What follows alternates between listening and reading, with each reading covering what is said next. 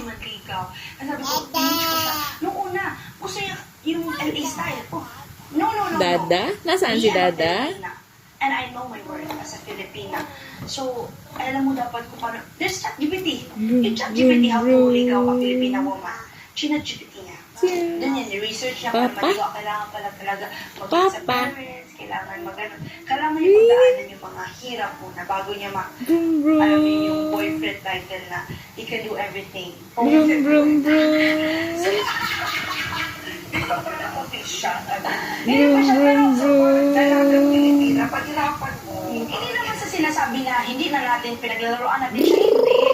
Kailangan niya lang manligaw. Kailangan niya maranasan yung hirap na hindi niya kaagad makukuha lahat. Tama yan. Oo. Kailangan dumaan mo na siya sa putik, dumaan mo na siya sa... Ganun yung I love it.